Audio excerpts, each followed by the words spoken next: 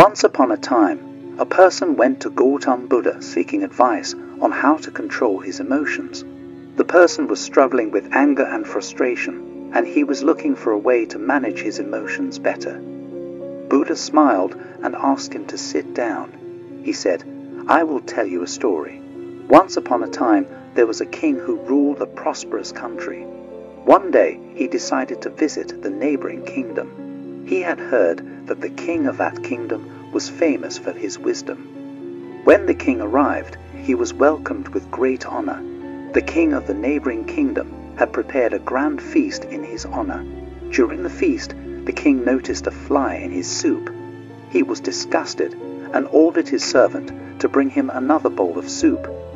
The king of the neighboring kingdom saw this and said, "Your Majesty, please do not be angry. It was just a small fly. It does not matter." The king replied, "I cannot tolerate such things. Even a small fly can ruin my mood." The king of the neighboring kingdom smiled and said, "Your Majesty, allow me to give you a piece of advice. It is not the fly that ruined your mood, but your reaction to it. You have the power to control your emotions. Do not let them control you." The king realized the wisdom in these words and returned to his kingdom. From that day onwards, he started practicing the art of not reacting to situations that would previously trigger his emotions. He found that he was able to maintain his composure in challenging situations and was able to make better decisions.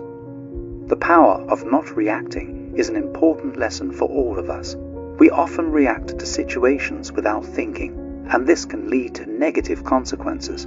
Reacting to situations with anger and frustration can damage our relationships with others and hinder our ability to make clear-headed decisions. However, it is important to understand that not reacting does not mean that we should suppress our emotions. Emotions are a natural part of our human experience, and it is important to acknowledge them. Instead of reacting impulsively, we should take the time to process our emotions and respond in a thoughtful manner. In another part of the world, there lived a young man named Michael. Michael was a very emotional person, and he often reacted impulsively to situations that upset him. He would get angry and say hurtful things, which would lead to arguments and hurt feelings. One day, Michael decided to take control of his emotions. He knew that his impulsive reactions were causing more harm than good, and he wanted to change. He started practicing mindfulness and meditation, which helped him become more aware of his thoughts and emotions. He also started practicing the art of not reacting. Whenever he found himself in a situation that would normally trigger his emotions, he would take a step back and take a few deep breaths. He would then assess the situation calmly and respond in a thoughtful manner. At first, it was difficult for Michael to control his emotions. He would still get angry and frustrated, but he would take a step back and not react impulsively. As he continued to practice, he found that it became easier to control his emotions. Michael also noticed that his relationships with others improved. He was no longer getting into arguments and hurting people's feelings. Instead, he was able to communicate in a calm and thoughtful manner, which helped him build stronger relationships. One day, Michael's friend came to him for advice. His friend was going through a difficult time, and he was feeling very upset. Michael listened to his friend's problems and offered words of comfort and support. His friend thanked him and said, "You always know just what to say. You never get angry or upset." Michael smiled and replied, "It's not that I never feel angry or upset. It's just that I've learned to control my emotions and not let them control me. It's a powerful tool that has helped me improve my relationships and my overall well-being." Michael's friend was impressed and asked him how he learned to control his emotions. Michael shared his experience with mindfulness and the power of not reacting.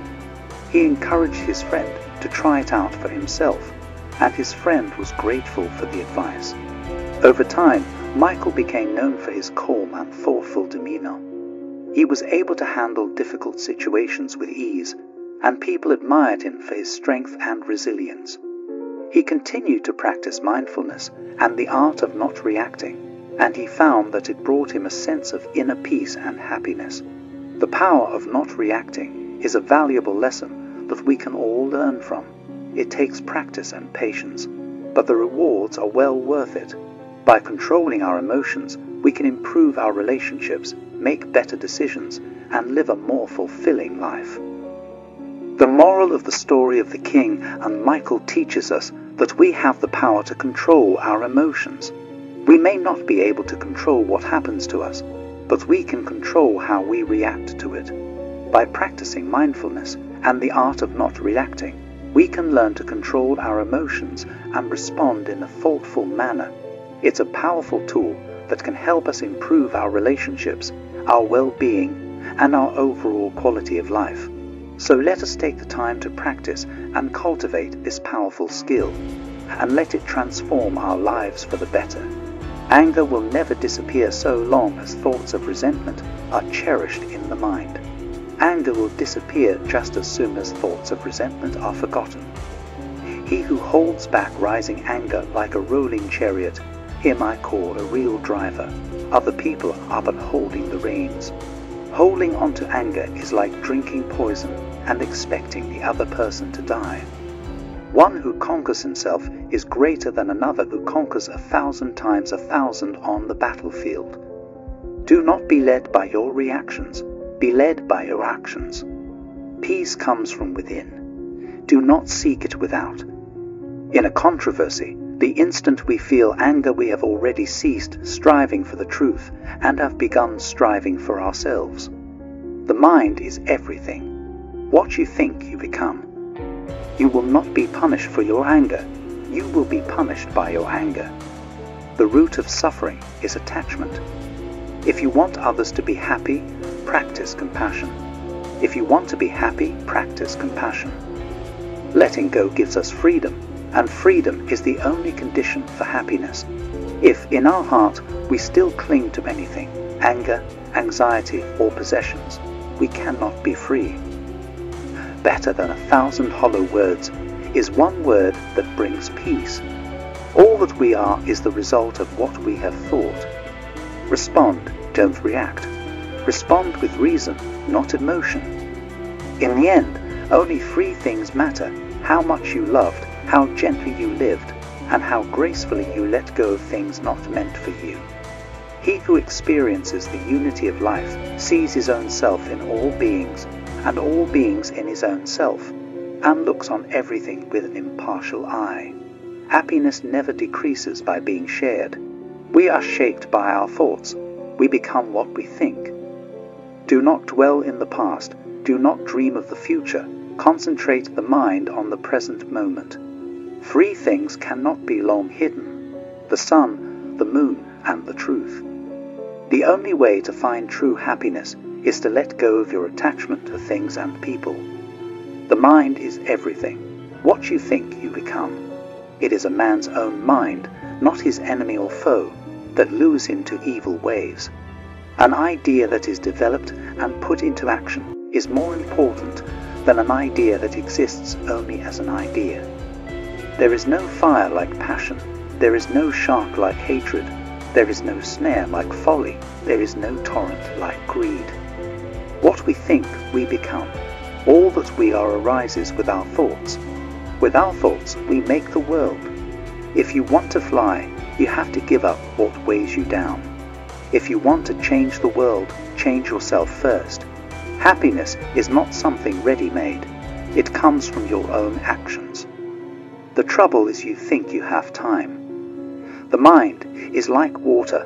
When it's turbulent, it's difficult to see. When it's calm, everything becomes clear. The tongue, like a sharp knife, heals without drawing blood. Do not seek to follow in the footsteps of the wise. Seek what they sought. Purity or impurity depends on oneself. No one can purify another. Let us rise up and be thankful, for if we didn't learn a lot today, at least we learned a little. And if we didn't learn a little, at least we didn't get sick. And if we got sick, at least we didn't die. So let us all be thankful. The only real failure in life is not to be true to the best one knows. The past is already gone, the future is not yet here. There's only one moment for you to live. To be idle is a short road to death, and to be diligent is a way of life. Foolish people are idle, wise people are diligent. Hatred does not cease by hatred, but only by love. This is the eternal rule. Whatever a monk keeps pursuing with his thinking and pondering, that becomes the inclination of his awareness. Do not dwell in the past, do not dream of the future, concentrate the mind on the present moment. The mind is everything. What you think you become. Do not look for a sanctuary in anyone except yourself. The only way to do great work is to love what you do. If you haven't found it yet, keep looking. Don't settle. As with all matters of the heart, you'll know when you find it. The greatest glory in living lies not in never falling, but in rising every time we fall. No one saves us but ourselves. No one can and no one may. We ourselves must walk the path.